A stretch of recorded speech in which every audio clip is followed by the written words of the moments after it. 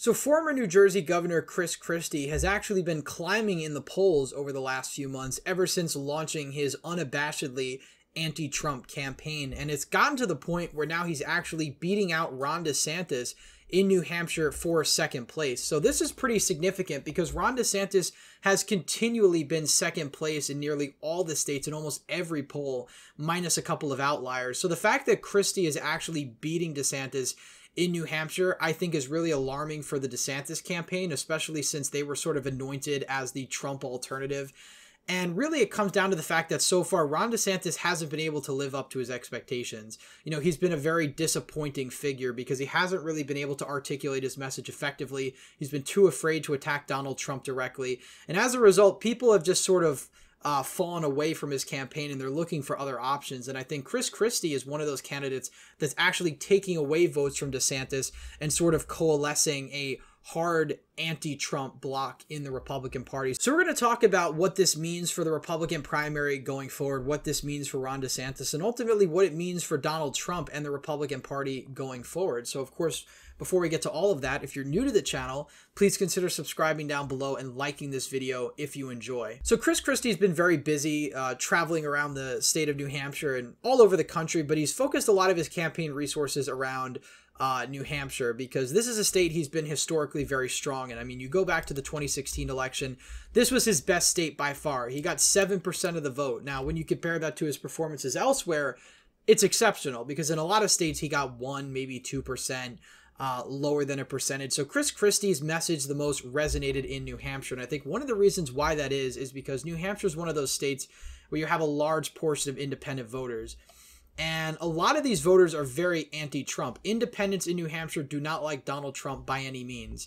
And they make up the plurality of the electorate. You go back to the 2020 election, Donald Trump only got 45% of the vote in New Hampshire. He lost the state by 7 points. That's a considerably worse performance than his 2016 performance, where he only lost by 0.3. But that was mainly because Hillary Clinton was such an unpopular Democrat that a lot of the would-be Clinton voters ended up voting for Johnson or Stein or someone like that. That's really why Donald Trump got so close in New Hampshire. But looking ahead at this primary cycle, Christie is at around 9% in the state of New Hampshire, which is better than his 2016 result. And he's actually beating out Ron DeSantis, who's at 8%. So you look at somebody who at one point had 40% of the vote, 33% of the vote. They've dropped all the way down to single digits. Ron DeSantis has been dropping like a rock. And I think it's really because his campaign is too afraid to directly attack Donald Trump in the way that they need to. I understand the fear to an extent. They know that the vast majority of Republicans still like Donald Trump. But if you're not going to make the argument that you're more electable and that you can actually win and Donald Trump can't, you really don't have a case. Christie's actually making that case, and I think that's one of the reasons why he's taking from Ron DeSantis and some of these other candidates. You know, Nikki Haley, Doug Burgum, Vivek Ramaswamy, Tim Scott. None of these other candidates have really attacked Donald Trump in any significant way. You know, Ron DeSantis has done his pot shots here and there, but he still comes across as somebody who's very afraid to actually go after Donald Trump directly. Christie is not afraid to do that. At every town hall, you know, he calls Donald Trump a criminal. He says he lied about the 2020 election. He's very outspoken in how he feels about Donald Trump. And there is an audience for that in the Republican Party, especially given the fact that Donald Trump has continually said he won the 2020 election. He's going to win 2024 by a bigger amount. And as more time goes on, as more gets revealed about the whole Stop the Steal hoax, the more even Republicans who voted for Donald Trump twice are starting to realize that Donald Trump wasn't being truthful about these things, that he lied, and that ultimately he's a massive liability for the Republicans going into 2024. Now, that's not even just my opinion. Look back at all the election results after the 2016 election. Republicans have massively underperformed. 2020 was a bit of an exception because you did have, obviously, Donald Trump as the incumbent. Joe Biden was not really the strongest Democrat, but that didn't really matter at the end of the day because he wasn't Donald Trump, and that's ultimately why he won the 2020 election. And in 2024, I suspect that's going to be the same dynamic at play. I think Joe Biden would beat Donald Trump in 2024 by more than he beat him in 2020. Donald Trump does not have the incumbency advantage anymore. You've had things like January 6th. You've had all these investigations. You've had Republicans continually falling away from Donald Trump, looking for other options. I mean, Donald Trump was the previous president. The fact that he's at 34%, 40%, 49% in these polls, he really should be at 70, 80% in these primary polls. But he did lose, and some Republicans are starting to acknowledge that he did actually lose the 2020 election, something Donald Trump himself will never acknowledge, and he might even end up going to jail because he tried to change the results of the 2020 election. But Kristi is the only person really articulating this in the Republican field. I mean, you take a look at the general election, the vast majority of voters disapprove of Donald Trump. They disapprove of Joe Biden as well. But if you have somebody like Ron DeSantis who's going to continually make excuses for Donald Trump, basically say that, you know, he's the successor to Donald Trump, independent voters are not going to be receptive to that message. Ron DeSantis really should have run on his own playbook, on his own issues, and honestly on his own record, because I think that was a much stronger record than the sort of campaign he's been running now. Because every time he's had an opportunity to actually attack Donald Trump over how he's been handling the 2020 election, how he's been handling the investigations, instead he uses that as an opportunity to try and attack the DOJ and the justice system and say that they're unfairly targeting Donald Trump, which actually just helps Donald Trump. It doesn't help Ron DeSantis, because the people that actually want to hear that message are voting for Donald Trump anyway. So Ron DeSantis really isn't winning anybody over. So Kristi actually knows how to play the game, and he knows what voters are actually looking for, and he's willing to tell the truth to Republican voters, because the inconvenient truth is that Donald Trump did lose the 2020 election, and that he's very likely to lose to Joe Biden by an even larger margin. And a lot of the Republican base doesn't want to hear that. Chris Christie's probably one of the only Republicans willing to tell that to them. And that's actually why he's starting to build steam, because he actually has the facts on his side. He has Donald Trump's record to attack, and he's the only Republican that's actually doing so. So that's why you really see this surge in New Hampshire. We take a look at the national polls as well. Chris Christie has also risen. He's at around 3.5% on 270 to win. He's at about 2% on RCP. You average that out, he's at about 3%. That's much higher than he's been at any point since he announced his candidacy. So Chris Christie continues to climb while Ron DeSantis continues to fall. And again, you have national polls. And again, the methodology of some of these polls is a little bit questionable, but you can't deny the fact that Donald Trump is running away with the nomination right now. He's up 40 points. You know, that's not just some massive polling error. Donald Trump is the heavy favorite for the Republican nomination right now. And the funny thing is, the more he gets indicted, the more legal trouble he gets himself in, the more he's able to spin this as, you know, the quote unquote deep state attacking him, and is able to play the victim card, which Republicans have, I guess, now been very receptive to.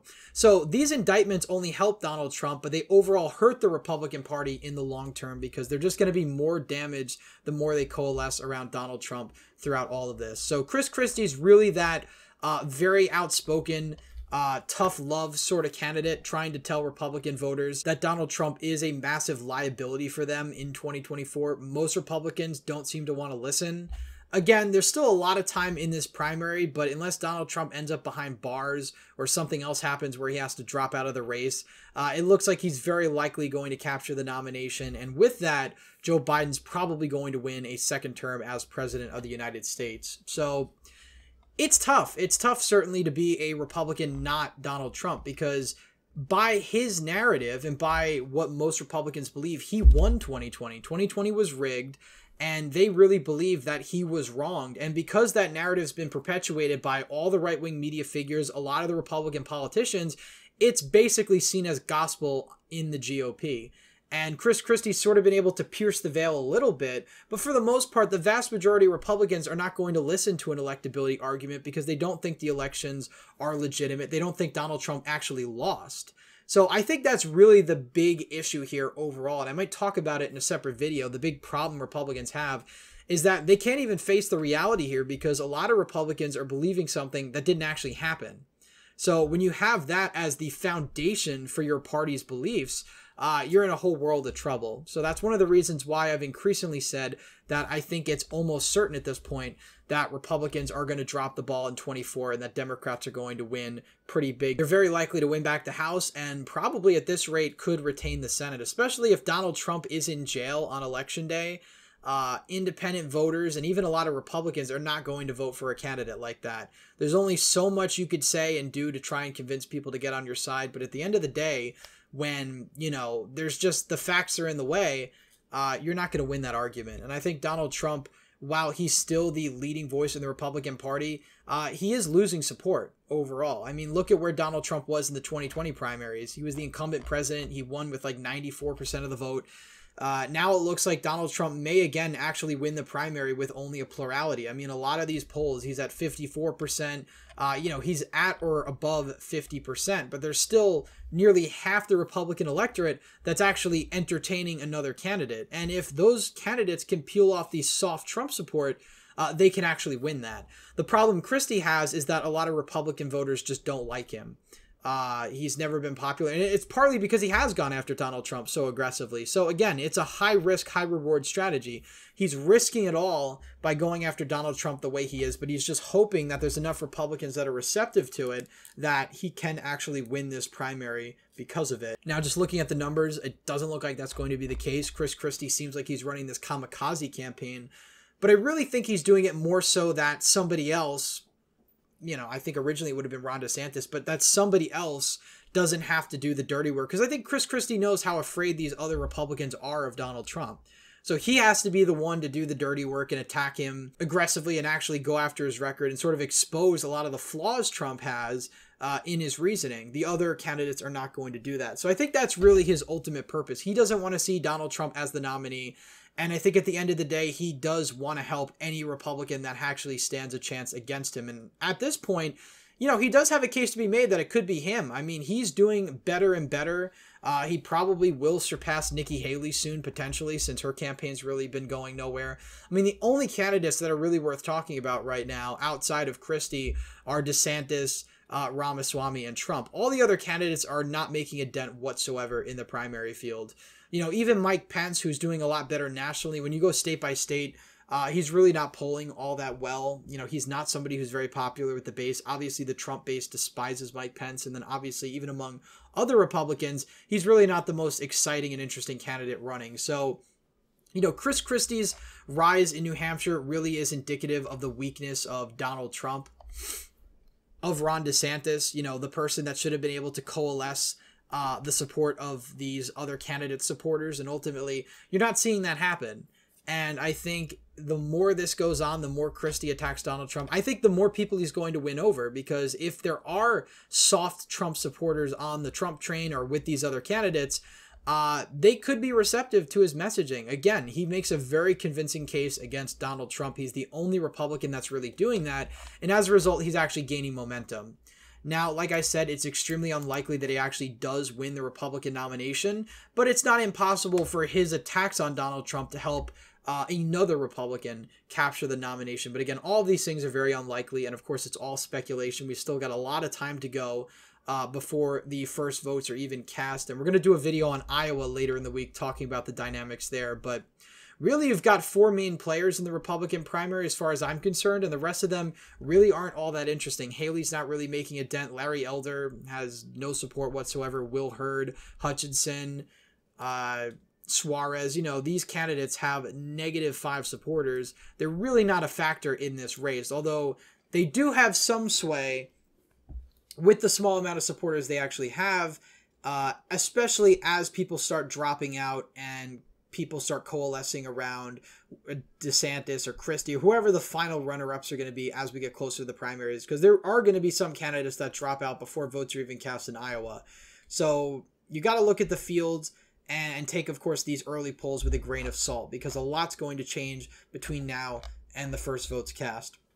Anyway, that's it for today's video. Please leave a thumbs up if you enjoyed, subscribe to the channel, hit the bell notification so you miss any more videos I put out. As always, again, thank you all for watching, and I hope to see you in the next one.